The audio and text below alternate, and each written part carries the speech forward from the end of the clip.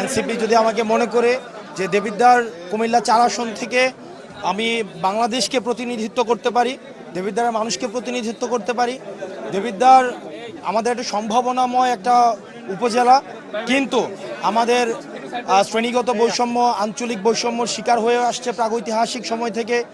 আমাদের অর্থনৈতিক বাস্তবতা, শিক্ষাগত বাস্তবতায়, সাংস্কৃতিক বাস্তবতায় দেবিদ্বার সবসময় পিছিয়ে পড়েছিল। সেখানে তৃণমূলের এবং সেখানে গণমানুষের আকাঙ্ক্ষার কখনোই বাস্তবায়ন ঘটেনি।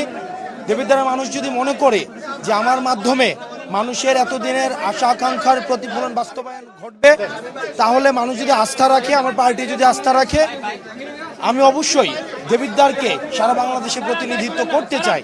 সেটির জন্য হচ্ছে আজকে মনোনয়ন ফর্ম কিনতে আসা এখানে। এটা আমার জীবনের সবচেয়ে বড় একটা পাওয়া, যে আমার জন্মদিনেই আমি দেবিদ্বারের মানুষকে প্রতিনিধিত্ব করার জন্য মানুষ আমার জন্য এগিয়ে আসছে। এবং এই যে আমার মনোনয়ন ফর্মের যে 10,000 টাকা, এই 10,000 টাকাও হচ্ছে আমার এই যে আশেপাশের ভাই ব্রাদারদের দেখতে পাচ্ছেন, অনেকে আমার স্কুলের বড় ভাই, বিশ্ববিদ্যালয়ের বড় ভাই, আমার অনেকে অন্য রাজনৈতিক দলও করে, তারা অন্য রাজনৈতিক দল করে, কিন্তু চাই আমি যেন দেবিদ্বারকে প্রতিনিধিত্ব করি।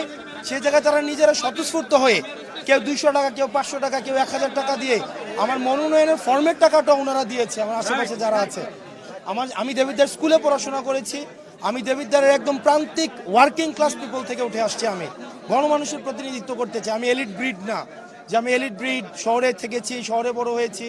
আমি দেবিদ্বারের প্রাণ বাতাসে ধুলাতে আমি বড় হয়েছি।